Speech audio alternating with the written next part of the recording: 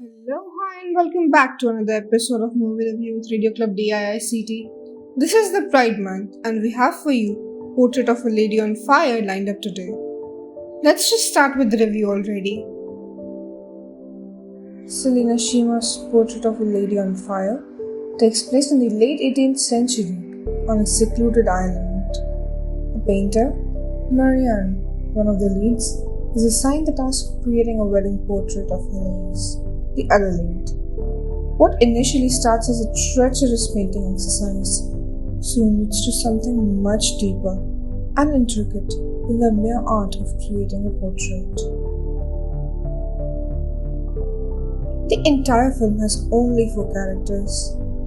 Marianne is a painter who continues her father's legacy of portraits and paintings.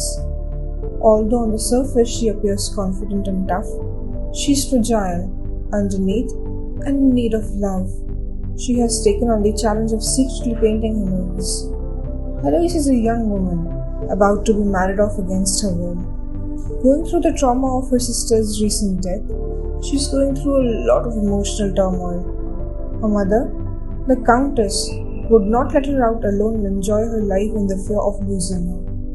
Marianne and Heloise get closer as days pass and are enamored with each other. Sophie is the housemaid. She plays a supporting role throughout and acts as a companion for Marianne and Heloise.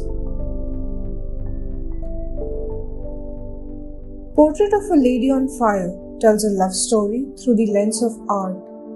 As the title of the film suggests, portraits play an important role in the film. The relationship between the leads is shown in conjunction with how Marianne's art and Heloise's portrait evolve. Back in time, getting a portrait made was considered a class affair, and only the very rich and aristocratic could get it made. Why did portraits play such an important role in art? Because portraits focus on the human face. A human face reflects the inner feelings of the person. It is a gateway to understanding that person's personality and emotions. The age-old saying that the truth can be seen in a person's eyes reinforces this idea of the face as the mirror of our deepest thoughts. The artist, who came before Marianne, had painted Heloise's entire portrait except for her face. But it was worthless because the face is the most integral part of a portrait. Portraits allow the artists to study their subjects and recreate their features in a precise manner. This film illustrates a completely new way of how the painter studies the subject, which forms the story's crux.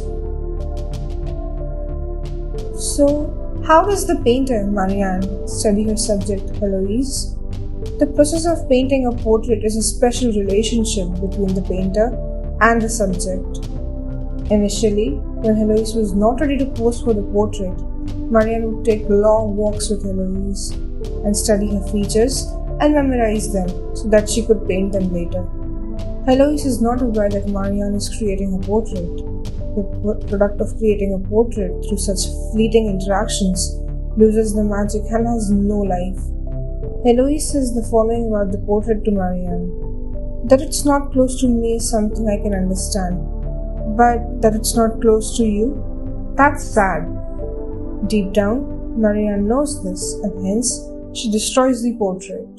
Up until now, this was the first phase of the relationship. It is characterized by just fleeting interactions, the treachery of Marianne not revealing the truth early on, and the lack of strong bonding between the painter and the subject. This changes after the midpoint. Marianne and Heloise get closer and come to terms with their love for each other. They start spending time together, and more importantly, Marianne starts understanding better for her to create the perfect portrait for Heloise. The bonding grows stronger and stronger, and the relationship blossoms. This time, the result is a quality portrait that everyone likes. You observe that the film equates the relationship with the process of making the portrait. As the relationship between the painter and the subject gets better and more intimate, the painting starts getting a unique aura of its own. This equivalency in art and love is an important theme of the film. But is this the best portrait Marianne could create? No. Later on, once Marianne moves away from Heloise, she creates another portrait of Heloise from her memory. It is not a conventional portrait and depicts a scene where Marianne and Heloise strongly felt the love for each other. This is an actual portrait and it is titled Portrait of a Lady on Fire. We can understand two things from this actual picture. One, the memory of a person is powerful enough for us to recreate the scene for a portrait, and hence, by the equivalency for the subject to be present, the subject need not be physically present. Second, this memory might be fleeting in time, but the feelings between the two are very deep and not fleeting, which is what ultimately matters. If you look at me, who am I looking at? This is another central theme that runs throughout the film. If Marianne is looking at Heloise for painting her, who is Heloise looking at? This actually is a widely debated concept in the field of art. It is closely related to the idea of gaze. An observer who observes a painting is gazing at the subjects of the painting who are the observers. But do the subjects, this is the observers, also gaze at the observer when they are gazing? So who then is the observer and who is the observee? Are both the spectator and subjects observers and observees at the same time? Such fundamental questions run deep through the theory of art and art criticism. They can also be extended to other art forms, not just limited to paintings. Portrait of a Lady on Fire is a clear manifestation of gaze. Marianne gazes at Heloise to memorize her features.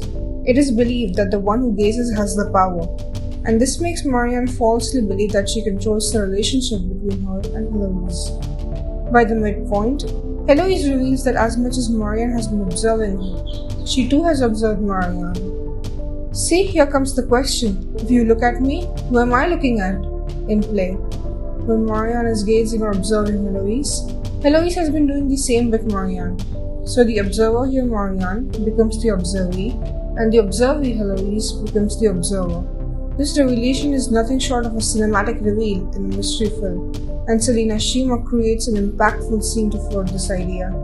This interchange of roles shifts the power dynamics of the relationship. Now, Marianne realizes that this whole time, she has also been vulnerable to Heloise's gaze.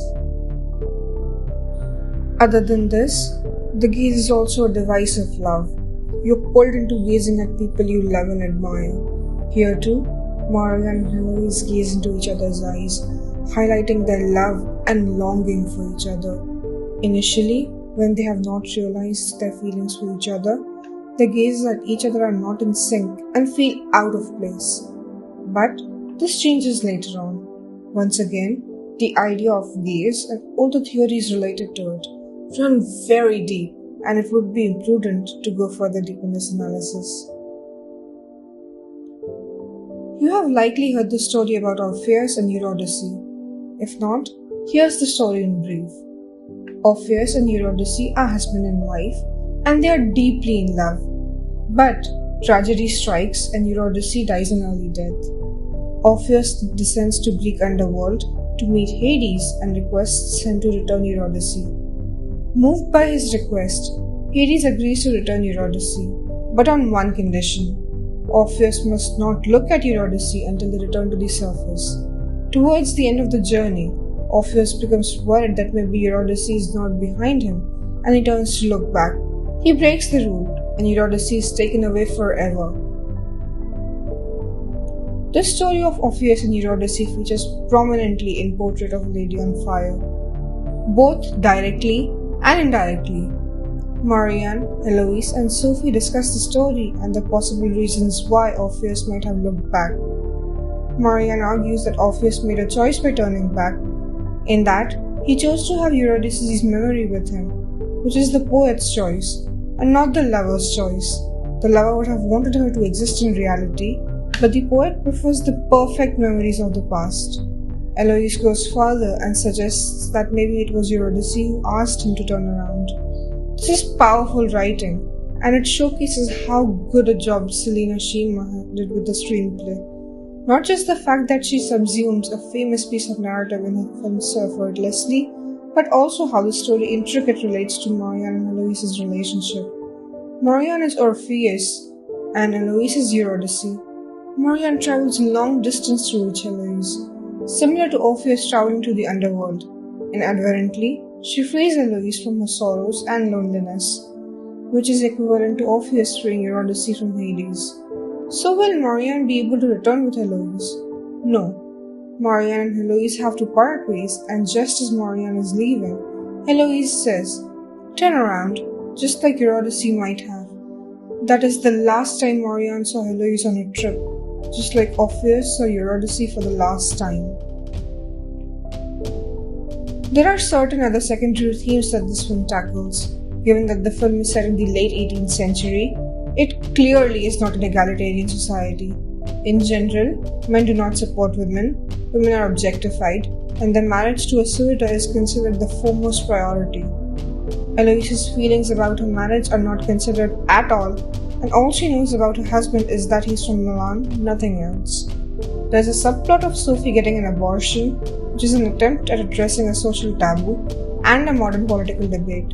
The lesbian relationship between Marianne and Heloise is not allowed, and hence, they cannot be together. But still, Portrait of a Lady on Fire creates a woman's world where they follow their desires and wishes, though in secrecy. Still, they pursue their passions. Marianne, Heloise, and Sophie support each other. They play games, have meals with each other, create paintings, and lead their lives on their terms whenever they can. Considering that the Portrait of a Lady on Fire is heavily influenced by art and painting, it is necessary for the film to feel like one. Each frame is so meticulously crafted, and each one feels like a painting in itself. Claire Mathon, the cinematographer, does a fantastic job. The paintings shown in the film are created by Elena Delman. There is a lack of musical score in the film, in that the only sound we hear is the diegetic music. This means that the sound created by objects actually in the scene, like waves crashing on the beach or the wind blowing. Having a score in a film that is powered by deep emotions would have added an extra charm, since music can be instrumental in highlighting the character's tale and other details. But there are reasons for omitting the score, so the decision to have one at all is Selina Sciamma's artistic choice. All in all, Portrait of a Lady on Fire is an artistic achievement that flawlessly blends art and love, masterfully written and boasting of great performances. It is a film that will tug you at your heartstrings. It provides us with a different look at how relationships mature and how the process of creativity or art develops with them. I think that just about sums up the movie. We would especially like to thank Visat Shah for helping us put up the show. This episode has been produced by Ayush Khamar, and we would like to request you to follow us on Instagram, YouTube, and Spotify. That brings our segment to an end. Till then, this was RJ Aditi from Radio DEIICT. Music that keeps you alive.